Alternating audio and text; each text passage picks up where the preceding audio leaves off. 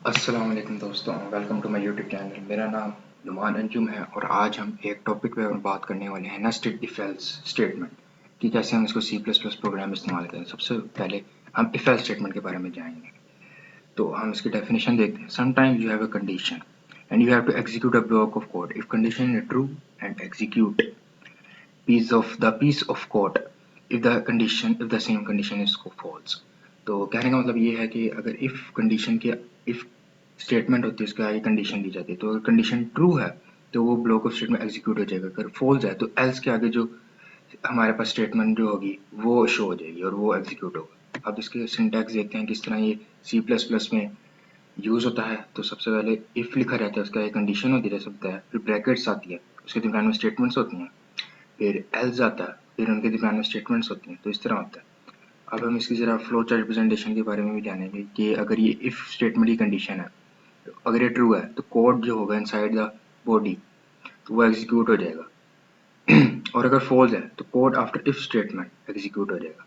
तो अब हम एक छोटी सी एग्जांपल के बारे में जानेंगे। यहाँ पे हमने इंट की वैल्यू हमने दी है 66 और यहाँ पे एक हमने कंडीशन लगा दी है। अगर इफ नम लेस देन 50 तो नम इज लेस देन 50 ये एग्जीक्यूट हो जाएगा। एल्स अगर वो 50 से कम नहीं है तो num is greater than or equal to 50 तो ये शो हो जाएगा।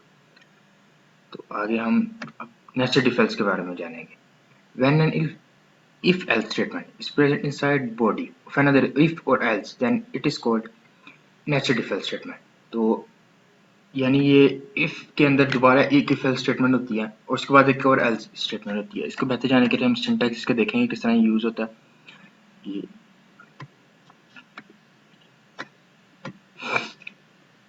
फर्स्ट ऑफ ऑल इफ के आगे कंडीशन होती है, उसके आगे स्टेटमेंट उसकी होती है, फिर उसके इफ उसके अंदर दोबारा हमारे अंदर इफ और एल्स की दोबारा स्टेटमेंट्स आती हैं कंडीशन के साथ, और अगर वो भी नहीं तो आगे उसके बाद दोबारा एल्स स्टेटमेंट आती है, एल्स के साथ स्टेटमेंट आती है। इसके साथ आपको फ्लो चार्ट रिप्रेजेंटेशन हम दिखाएंगे। ये अगर आप इफ के साथ स्टेटमेंट है तो वो अगर फॉल्स होगी तो वो एल्स के साथ आ जाएगी, और अगर वो ट्रू होगी तो उसके अंदर दोबारा इफ के अंदर वो चली जाएगी। ये देखें। और अगर वो इफ के अंदर दोबारा जाएगी तो उसके हिसाब से वो एग्जीक्यूट होगी। तो अगर हम इसकी एक छोटी सी एग्जांपल देखें, यहाँ पे हमने नाम को 1 कर दिया है और यहाँ पे एक आगे उसकी कंडीशन लगा दी है। अगर ये आप देख सकते हैं इफ नम इक्वल टू 1 तो आगे एग्जीक्यूट हो जाएगा द वैल्यू इज नम तो उसकी वैल्यू आ जाएगी सारी। और अगर वो नहीं है तो वैल्यू सी आउट वो करा देंगे ग्रेटर देन 1। या फिर अगर ये स्टेटमेंट फॉल्स निकल आती है तो सी आउट यहाँ पे आ जाएगा एल्स की जगह the value is greater than 10। ठीक है, तो अब हम डेफ के ऊपर थोड़ा काम। तो अब हम ये प्रोग्राम देखेंगे। सिंपल इफ एल्स का प्रोग्राम है कि जिसके अंदर यूज़र अपनी एज एंटर करेगा और उसे बताया जाएगा कि वो एलिजिबल है या नॉट एलिजिबल है वोटिंग के लिए। कि तो देखते हैं हम इसे कि जैसे हेडर फाइल हमने ऐड की हैं और इंट मेन फंक्शन और इंट एज हम यहाँ पे हम डिक्लेयर कर रहे हैं, और उसके बाद हम सी आउट आगे लिखते हैं एंटर और एज। तो उसके बाद हम सी इन करने को कहते हैं यूज़र को कि वो एज करे। उसके बाद हमने इफ़ के आगे आप देख सकते हैं कंडीशन लगाई हुई है एज। एज या एज ग्रेटर देन और इक्वल टू 18। अगर age greater than equal to 18 है तो आगे सी आउट हो जाएगा you are eligible for voting. या एल्स अगर एज कम है तो यानी वो उसके अलावा ये हो जाएगा you are not eligible for voting. तो हम इसको ज़रा रन करते हैं।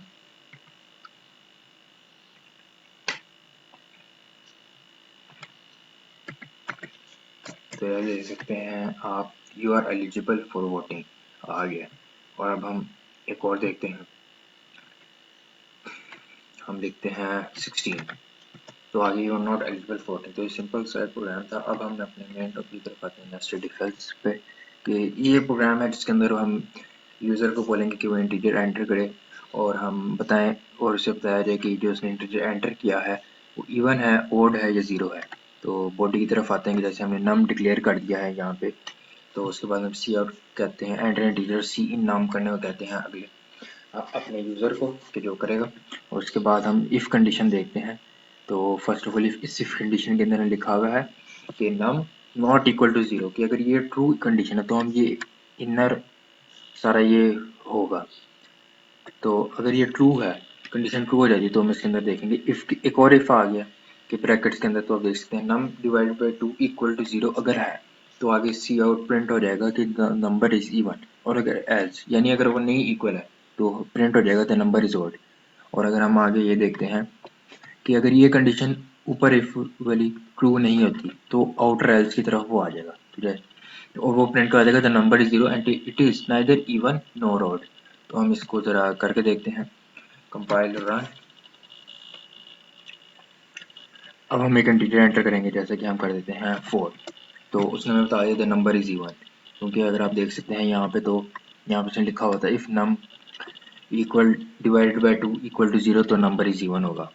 और अब हम एक और दोबारा कंपाइल रन करके देखते हैं, तो अब हम लिख देते हैं 7, तो ये आ गया द नंबर इज ओड, आ जाता है हमारे पास, कि जैसे ये वाली कंडीशन थी कि एल्स के आगे वाली।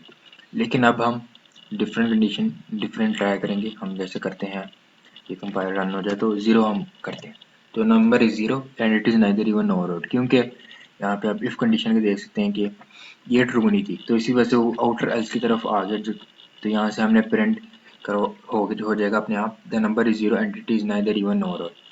तो ये आप देख सकते हैं नेस्टेड इफ एल्स स्टेटमेंट के बारे में। तो टॉपिक ख़त्म हुआ, तो thanks for watching the video, और वीडियो पसंद है तो लाइक ज़रूर कीजिएगा और सब्सक्राइब ज़रूर कीजिएगा चैनल को, और थैंक यू एंड अल्लाह हाफिज़।